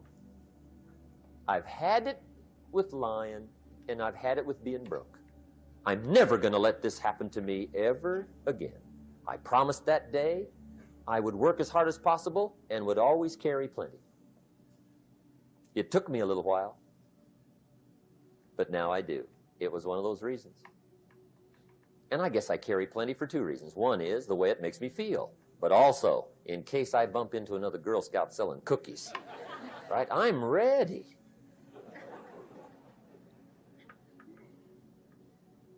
I walked out of the Bank of America one time up in Saratoga, California, where I used to live. Two little girls selling candy right outside the bank. Good place. Like some girls' organization they're working for, right? I come walking out of the bank. This first little girl walks up to me. She said, "Mister, would you like to buy some candy?" I said, "I probably would." "What kind is it?" She said, "It's almond roca." I said, "My gosh, that's my favorite." She said, "Wonderful." I said, "How much is it?" She said, "It's just $2. I thought, incredible. I said, "How many boxes of that candy have you got?" She said, 5. And her little friend was standing there. She was selling candy too. I said, "How many boxes have you got?" She said, "I've got 4. I said, "That's 9. I'll take them all." They said, "Really?" I said, "Yeah, it's my favorite. I've got some friends. I'll pass them around." They got so excited, put all this candy together. I reached in my pocket and gave them the $18.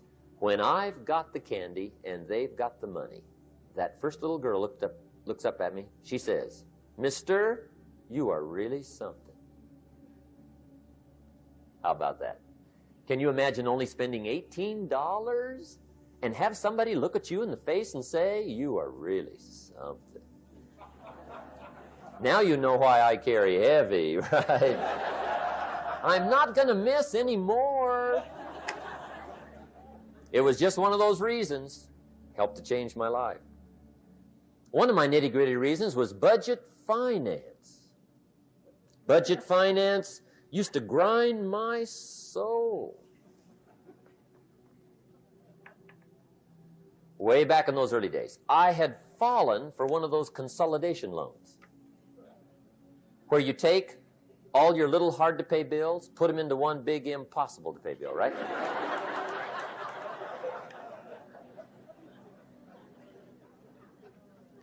I would get 4 or 5 payments behind. This one guy used to call me day and night. I don't think they're allowed to do that anymore. Harassed me. Threatened to run me in front of the judge. Threatened to ruin my credit. Threatened to embarrass my family. One day he said, "We're going to come get your car, drag it rear end up down the street in front of your neighbors." The guy even called me a flake. And back in those days, I'm broke, I'm pitiful, there's nothing I can do about it. But I never forgot how the guy treated me. And when I met Mr. Schoaf and I got my life straightened out and the money started to flow, that was one of my first projects, budget finance. I poured it on day and night. I finally put all the money together I owed him, which was considerable. I picked a day for the payoff. And when the payoff day came, I put the money in small bills in a big briefcase. And I walked into the budget finance office on Wilshire Boulevard in Los Angeles.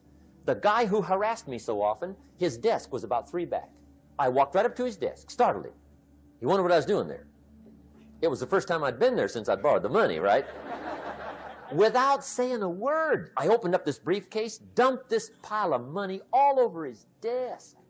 I said, "Count it. It's all there. I will never be back." And I turned around and stormed out. Now, that might not be noble, but if you haven't tried it, you've got to one time.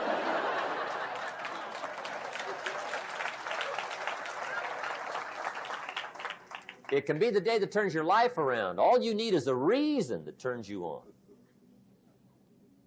One of my dear friends, Robert Depew, Bobby used to be a school teacher in Lindsay, olive capital of the world. Bobby taught school several years, got a little weary teaching school. One day decided he wanted to get into sales. So without telling anybody, he just up and quit his job teaching school and jumped into sales. When he did, his brother made fun of him, laughed at him, put him down, said Robert's lost his mind. Had a good job teaching school. Now he thinks he's a salesman.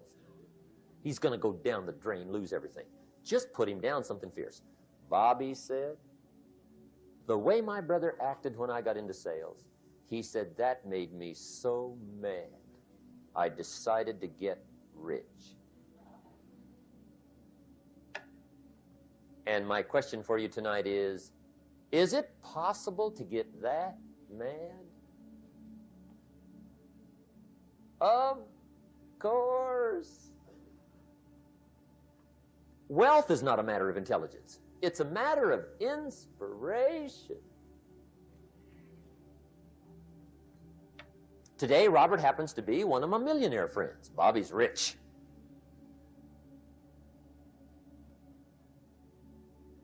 Frank Sinatra said one time, the best revenge is massive success.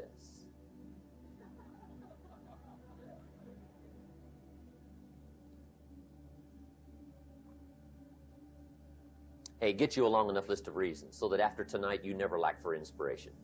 You might not have all the answers right away, but you can get the answers if you can get the reasons. Now, let me give you a little simple formula for goal setting. Okay? We take 2.5 hours on the weekend for the whole 10-year plan. We don't have time for that tonight. But let me get you started with a little simple formula Mr. Schoaf gave me. And maybe this will be helpful. First of all, I've divided goals into 2 parts. First is long range. Long range goals. That's your dreams. Your dreams for the next 3, 5, 10, 20, 30, 40 years. Actually, the rest of your life. Your dreams. You've got to keep dreaming. Ronald Reagan, president, said to the joint session of Congress a few weeks ago, the Republic is a dream. And if we don't keep dreaming, we will lose the Republic. Your better future is a dream for yourself and for your family. Where do you want to go? What do you want to do? What do you want to be? What do you want to see? You've got to dream dreams. There's a Bible phrase that says, without dreams and visions, people perish. You've got to have something to go for that inspires the heart and the soul. Dreams. From the children of Sanchez, it says, take the crumbs from starving soldiers, they won't die. Take the bread from hungry children, they won't cry. But without dreams, we all will die. You've got to dream. Don't lose your dreams for yourself, for your future, for your family. The dreams of love and enterprise and travel and doing things, becoming something unique on your journey here. Don't lose your dreams. Do some dreaming. That's long-range goals. You've got to have those. So that's number 1. Here's the second part of goals, short range.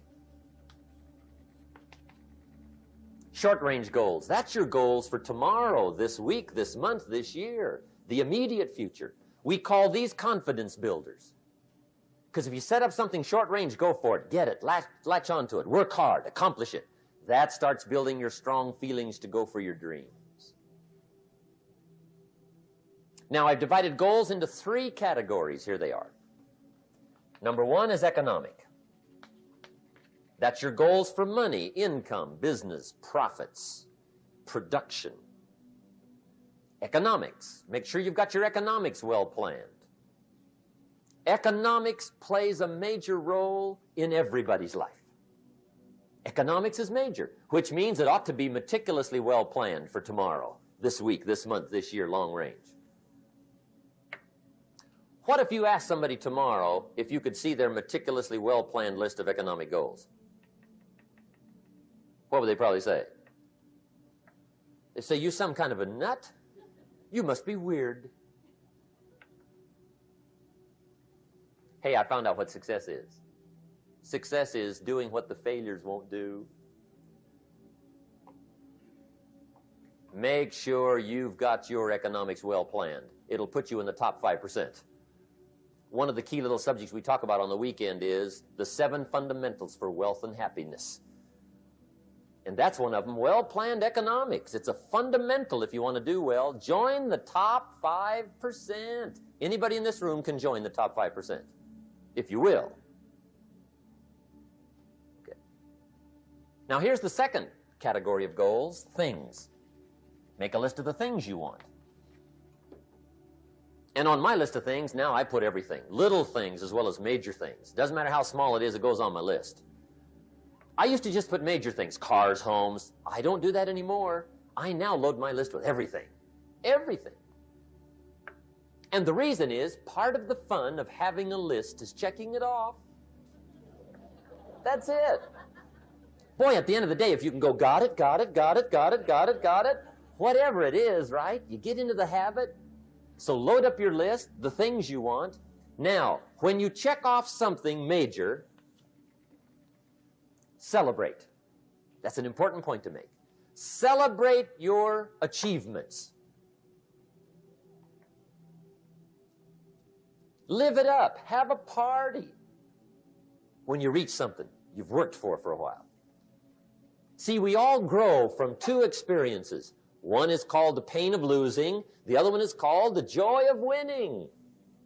We need both of them. Amplify them as much as you can, which also means make losing painful. If you set up something, fooled around, didn't get it, put it on yourself. On the other side, if you did get it, congratulate yourself. Self-congratulations is a sign of maturity. Seeking congratulations is a sign of immaturity. But hey, winning and losing, see, that's what it's all about. That's the name of the game. Now, some people lead such mediocre lives, at the end of the day, they don't know whether they're winning or losing. They got no clue. Guy's just going through the day with his fingers crossed. There's a better way. Okay, here's the third category of goals, personal development. Put those goals together. Personal development goals. That's your goals to be stronger, more decisive, be a speaker, be a leader, learn a language, all kinds of skills. Okay. The whole weekend seminar was designed to improve all your skills so that you walk away more skillful. And that's what you want, the personal development skills. That's what attracts, that's what brings good things to your life, the person you become more skillful. Now, this is quite a package to work on. Economics, things, personal development. For tomorrow, this week, this month, this year, long range. Okay? That'll get you started. Now, here's the simple formula for setting goals. It goes like this. A, work on your goals. That's step one. Work on them. And I put the word work there deliberately. Setting goals is plain hard work. I don't want to kid you. We haven't come here tonight to kid each other. It's work. I know it's work. That's why a lot of people just let it slide. It's work. Many people work hard on their job, but they don't work hard on their future. They just let that slide. And the work involved is making plans. I know most people don't. I understand that, but don't let that be you. Guy says, well, yeah, you work where I work, but the time you struggle home, it's late. You've got to eat a bite of supper, watch a little TV, get to bed. You can't sit up half the night. Plan, plan, plan. And the guy's behind. Good worker, hard worker, sincere. But you've got to be better than sincere, working hard. You've got to be better than a good worker. You've got to be a good planner. Somebody once wisely said, the people who fail to plan are planning to fail. Well said. So work on your goals. Here's step 2. Write your goals down. That's so important. I teach my staff around the world, put your goals in your journal. Because one of the major people you want to study is yourself. So here's the list of goals I put together 3 weeks ago. Here's the list of goals I put together 2 years ago. Here's some of the changes I made. Rearrangement of my priorities. I scratched these off. I put these on. I've gotten these. Study your accomplishments. Study what your desires are. Put them on paper. Write them down. Here's another reason for writing your goals down. It shows you're serious about doing better. And to do better, you got to get serious. You don't have to be grim, but you must be serious. Everybody hopes things will get better. Everybody hopes. Poor people hope. That ought to tell you something. It means the future does not get better by hope. It gets better by plan. I used to have the affliction called passive hope. It's an affliction. It's bad. Probably what's even worse than that is happy hope. Now that is really bad. That's bad. Happy hope. The guy's 50 and he's broke and he's still smiling. See, that's not good. So get serious about your goals. Put them on paper. Write them down. There's all kinds. His goals, her goals, their goals. Business goals, financial independence goals, family goals. I mean, there's so many things to work on this that if you don't get busy and work on it, sure enough, the time will pass. And sure enough, 5 years from now, you'll wind up where you don't want to be, wearing what you don't want to wear, driving what you don't want to drive, being what you don't want to be. Now's the time to fix it. Now, here's the third step to your goals. Check the size of your goals and the kinds of goals. How big they are, what kind they are, affects you. And here's one of the important phrases of the evening. Your goals are affecting you, whatever they are. Your goals affect your handshake. Your goals affect your attitude, personality. Your goals affect the way you walk, the way you talk, the way you dress. All day long, we're being affected by our goals. Now, some people have goals, but they have such lousy goals. The effect is bad. I asked a guy one time, what are your goals for this month? The guy said, look, if I could just scrape up enough money to pay these lousy bills. That was his goal. I'm not saying it isn't a goal. It's a goal, but it's such a lousy goal, the effect is bad. You don't jump out of bed on Monday morning and say, oh boy, another chance to go out and scrape up the money to pay my lousy bills. See, you don't do that. Usually you say, oh, not another Monday.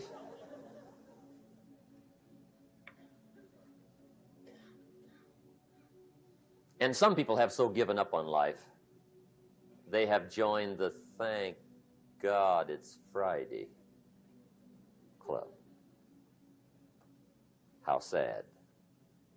Surely those are the same people, when life is over for them, will say, thank God it's over. Let me give you a Bible philosophy that teaches how to get whatever you want. That's the title of the next set of notes. How to get whatever you want. From the Bible. Now again, I'm an amateur when it comes to the Bible. I'm not a pro. But this I can quote, and I think that'll be sufficient.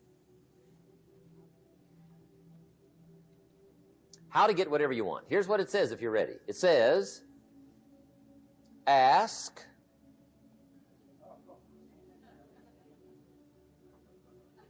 That's it. End of notes. Ask. If there's one art in life to learn extremely well, that's got to be one of them. The art of asking. What does ask mean? Ask means, what do you want? And the formula is staggering. It says ask and what? A guy ought to look into that.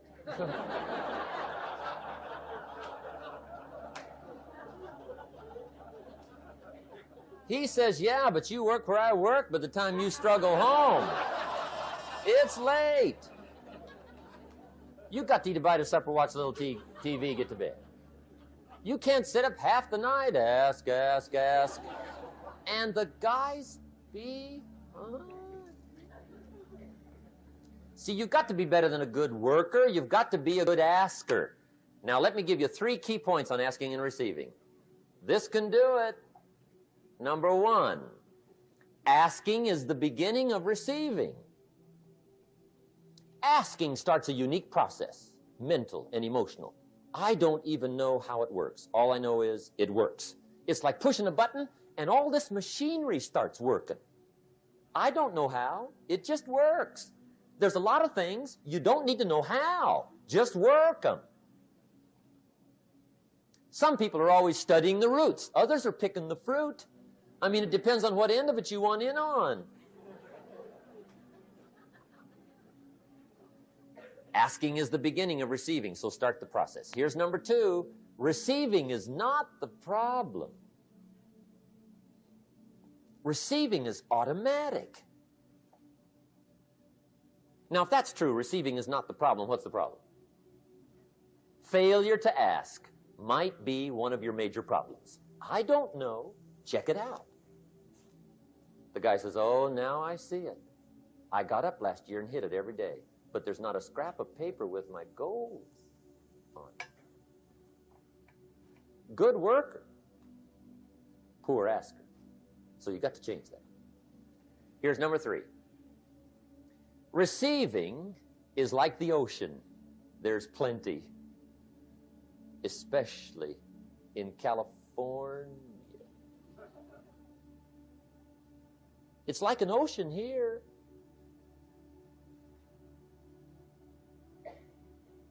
Success is not in short supply. It isn't rationed, and you stepped up to the window and it was all gone. No, no, no. It's like an ocean here. Now, if that's true, what's the problem? Well, some people go to the ocean with a teaspoon. Have you got the picture? See, what you want to do in view of the size of the ocean is trade your teaspoon for at least a bucket, and you'll look better down at the ocean. Kids won't make fun of you, right? Okay. Now, there's 2 ways to ask, and we'll wrap up goal setting. 2 ways. Here's number 1. Ask with intelligence. It didn't say ask intelligently, but I'm sure it meant that. Don't mumble. You don't get anything by mumbling. Be clear. Be specific. Intelligent asking means how wide, how high, how soon, when, what size, what color, how much. Define what you want and describe what you want. That's powerful. In the weekend seminar we teach, goals become like a magnet. They pull you that direction. And the better you describe them, the more they pull. So ask intelligently. Here's number 2. Ask with faith. That's the childish part of the equation. Believe you can get what you want like a child. Not an adult. Adults are too skeptical. So the formula really reads, make plans like an adult and believe in them like a child. And the most incredible things will happen. Just try it for 90 days. Just try it.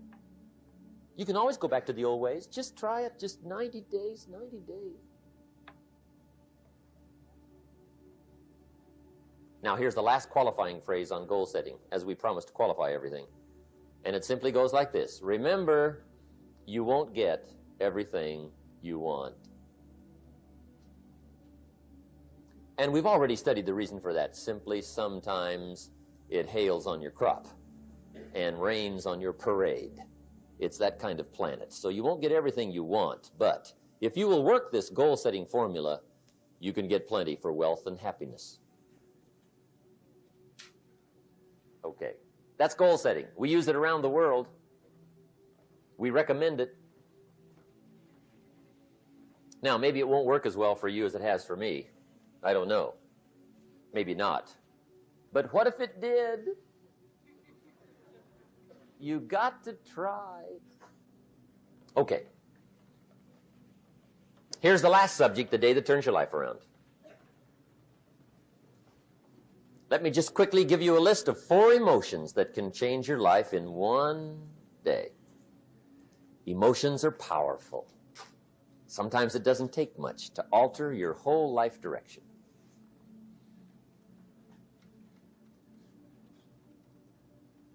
Okay, here they are. Number 1, disgust. Powerful emotion. Disgust says, I have had it. See, that could be the day. The day you can say, I've had it. And whether you've had it with something small or something major, the day you can say, I've had it, may not be the day it ends, but the day it begins. That's what I said when that little Girl Scout left my door when I'm 25. I give her the big lie, she leaves, I say, I don't want to live like this anymore. I've had it with lying and being broke. Powerful day. The man's finally had it with mediocrity. He's had it with being a loser. He's finally had it with those awful sick feelings inside, knowing his wife is at the grocery store looking at 2 cans of beans, one marked 37 cents, one marked 39 cents. And the guy sick inside knows his wife's going to buy the 37-cent can, and she doesn't even like the brand. Do you know why she's going to buy the 37-cent can? To save 2 cents. The guy sick inside finally says, I've had it. Being on my knees in the dust looking for pennies, we're not living like this anymore.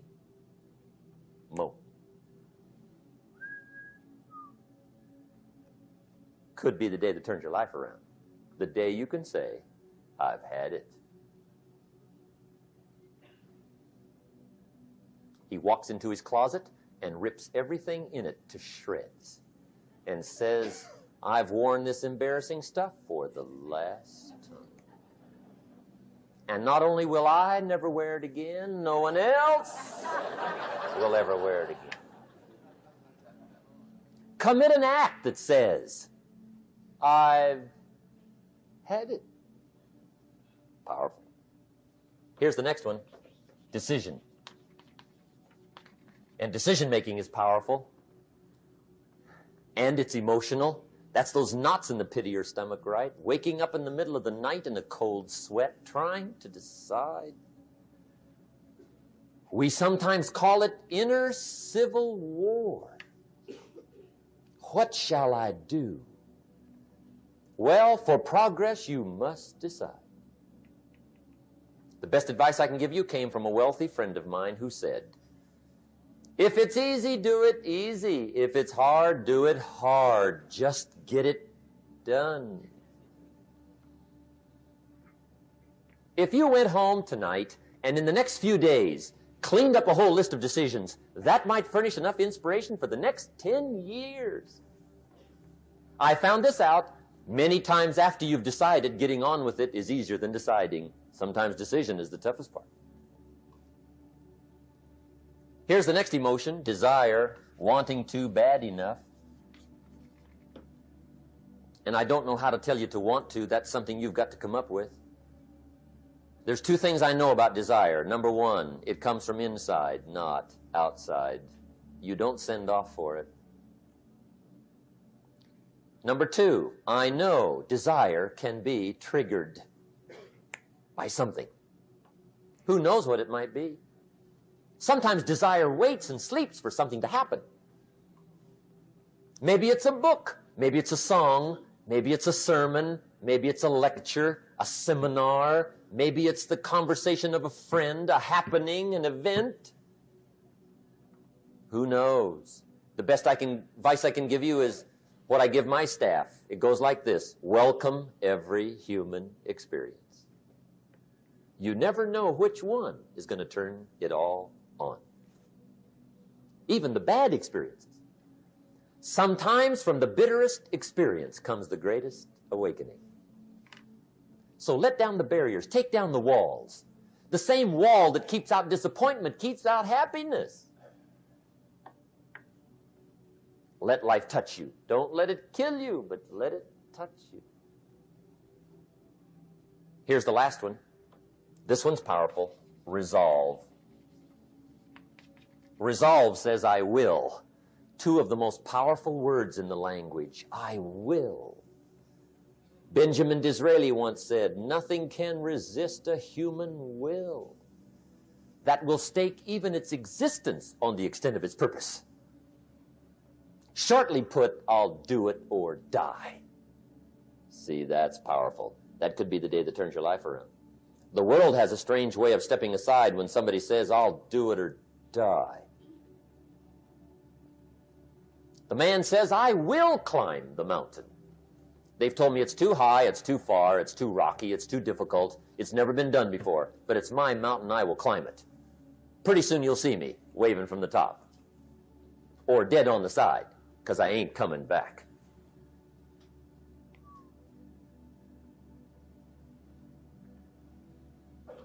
The best definition I ever got from the word resolve came from a little junior high girl in Foster City, California, up north.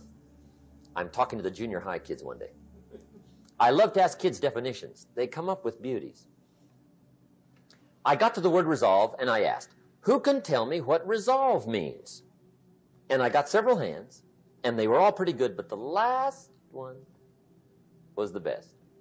Little girl, about 3 rows back, held up her hand. She said, Mr. Rohn, I think I know what resolve means. I said, darling, what do you think it means? She said, I think it means promising yourself you will never give up. I said, that's it. Webster, stand aside. That is the definition. Promise yourself you will never give up. I asked the kids, how long should a baby try to learn how to walk? How long? How long would you give your average baby before you shut him off? How long? See, any mother in the world would say, you're crazy. My baby's going to keep trying until it learns how to walk. What a magic formula. Now, let me show you what triggers all emotions into activity that brings results. And results is the name of the game. Here it is. Action. Finally, you must do something about how you feel. Jesus, the master teacher, said, don't just be listeners, be doers. The world admires the doers. Whatever it takes to get you to try harder, read more, set your goals, and go for it. Here's the next attitude disease. Overcaution. Some people never will have much. They're too cautious. Now, you can also be too reckless, but you can also be too cautious. This is called the timid approach to life. And my caution was always the risk. Risk used to drive me right up the wall. I used to say, what if this happens? It's called the language of the poor. What if this happens? And on top of that, if this was to happen, look at the fix I'd be in. I better not try. I could always ace myself out. Then I'll tell you what changed my whole life when I finally discovered it's all risky. The minute you were born, it got risky. If you think trying is risky, wait till they hand you the bill for not trying. If you think investing is risky, wait till you get the tab for not investing. See, it's all risky. Getting married is risky. Having children is risky. Going into business is risky. Investing your money is risky. It's all risky. I'll tell you how risky life is. You're not going to get out alive. That's risky. The Englishman says, well, if that's the way it's going to work out, let's give it a go. Right, that's what it's for. Give it a go. Somebody says, yeah, but I'm looking for safety and security. Fine, then huddle in a corner. We'll cover you with a sheet, bring you 3 meals a day. And we'll protect you, feed you, look after you, care for you. We won't let anything happen to you. And you'll probably live to be 100. The guy said, well, yeah, I'd live to be 100. But what a way to live. Right.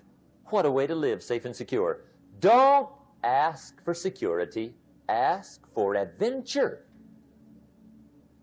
Better to live 30 years full of adventure than 100 years safe in the corner. And see, it's not important how long you live. What's important is how you live. Here's the next attitude disease. We're almost through with this motley list. In fact, we're almost through. Hang on. The next one is pessimism.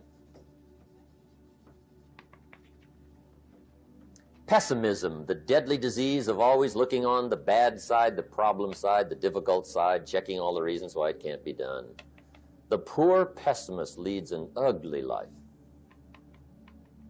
He doesn't try to figure out what's right. He tries to figure out what's wrong. He doesn't look for virtue. He looks for faults. And when he finds them, he's delighted. How ugly. This is the poor guy who looks through the window, doesn't see the sunset. He sees the specks on the window.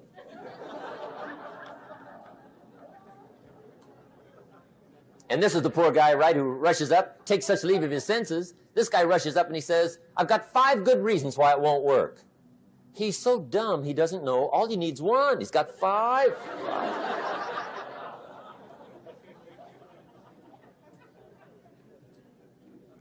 To the pessimist, the glass is always half empty.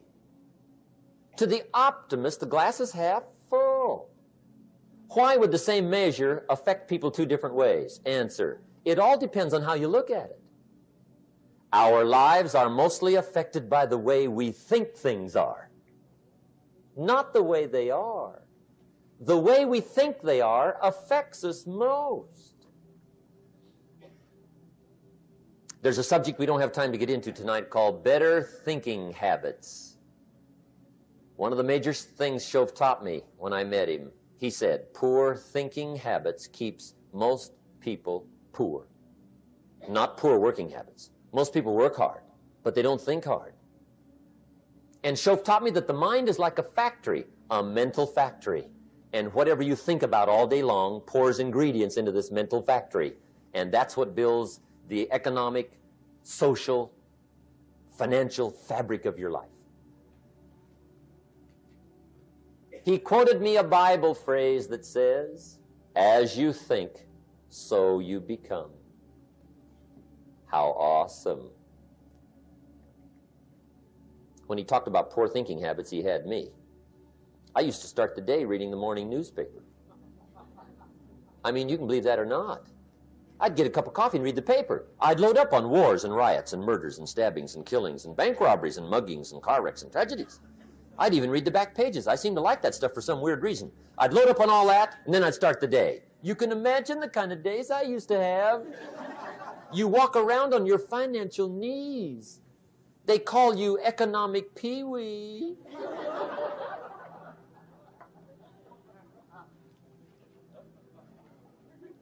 The guy says, I want to be a great leader. Wonderful. The first thing we do is follow him to his house. When we get there, we walk in and check his library, number 1. Somebody says, well, why check his library? The reason is because what a man reads pours massive ingredients into his mental factory, and the fabric of his life is built from those ingredients. You would not believe what some people have got in their house to read. You would not believe. One of the best dressed up words I know for a lot of it is trash. Can you imagine dumping a barrel of trash into this mental factory every day and coming out with a rich, dynamic, positive life? It can't be done. You might as well try making a cake with cement. The kids back in Danbury, Connecticut, high school, they're asking me questions one day. I'm talking to the kids. Kids got good questions these days. One of them said to me, Mr. Rohn, how do you build the good life? I said, it's simple. It's not easy, but it's simple. Here's how you build anything. Select the right ingredients, keep out the wrong ingredients, and it starts with thought. Everything starts with thought. So you must be wise and careful what you think about, because that starts everything. You got to be wise and careful. I asked the kids, what would happen if somebody dropped sugar in my coffee? They said, well, you'd be okay. I said, what if somebody dropped strychnine in my coffee? They said, well, you'd be dead. I said, correct. Lesson 1. Life is both sugar and strychnine. You gotta be careful. I said, what if my worst enemy drops in the sugar?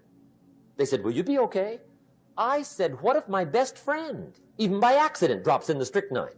They said, well, you'd be dead. I said, correct. Lesson 2, watch your coffee.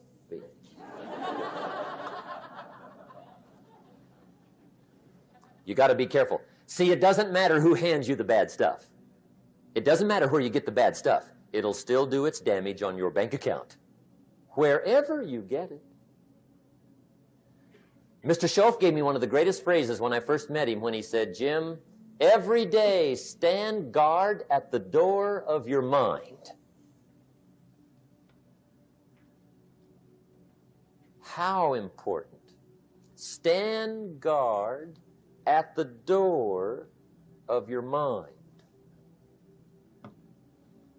And you decide what goes into your mental factory. Don't let anybody just dump anything they want to in your mental factory, because you've got to live with the results.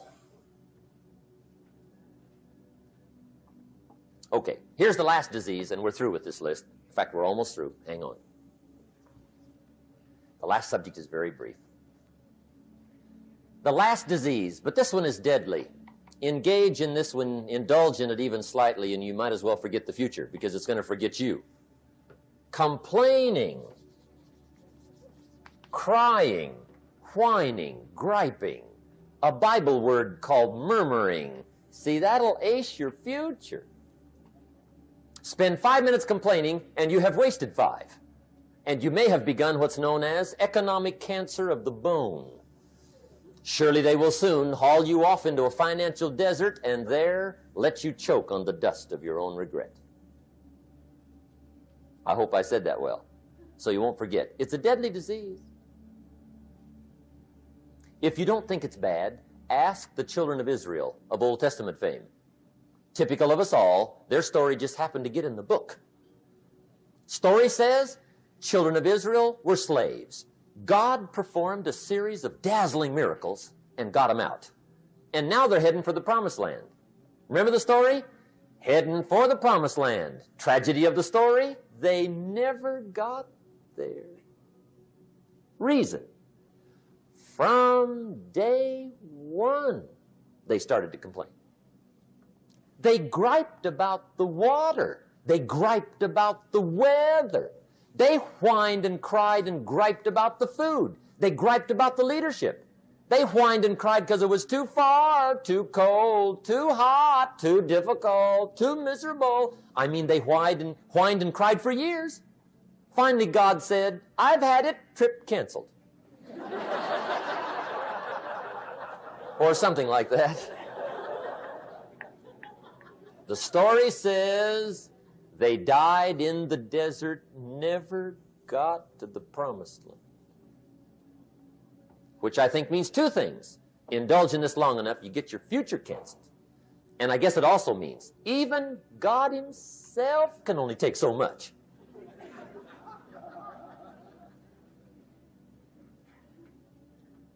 Okay. Just be on the lookout of the things that can destroy all the good you start. The war is on. And this evening, tomorrow, mentally, personally, socially, economically, you got to make sure you're winning the war. And this is part of it.